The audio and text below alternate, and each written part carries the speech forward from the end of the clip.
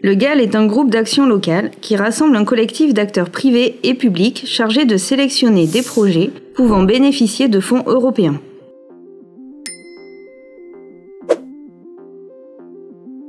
Il a été créé par Limoges Métropole et Élan et il se nomme le GAL des Monts et de Limoges.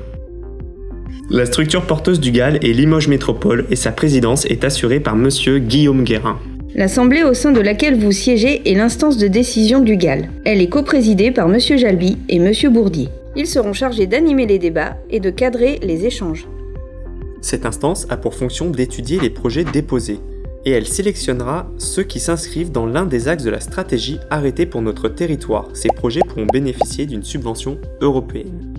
Pour cela, une enveloppe d'environ 5 millions d'euros de FEDER et FEADER a été fléchée pour le GAL des Monts et de Limoges par l'intermédiaire de la région Nouvelle-Aquitaine. Les 4 axes de notre stratégie sont ajustés aux besoins du territoire et sont le développement de l'économie de proximité, la mise en place d'une politique culturelle, touristique et sportive, l'offre de services aux habitants et la transition écologique. L'instance de décision du GAL se réunit une première fois pour sélectionner les projets.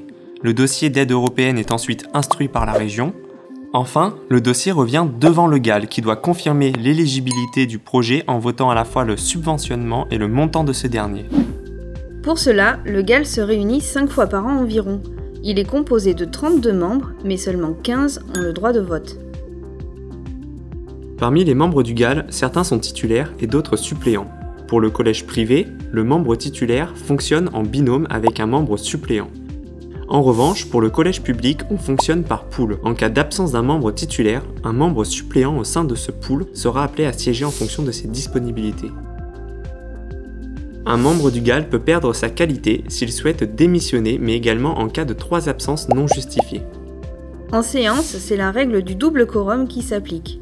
On vérifie que la moitié au moins des membres votants du GAL soient présents, soit 8 membres, et que la moitié au moins des présents soient issus du collège privé. Si le quorum est atteint, les animateurs présentent un par un les projets en séance. À la fin de chaque débat, le vote se fait à main levée. Les dossiers sont sélectionnés à la majorité relative et la sélection des projets peut se faire par consultation écrite.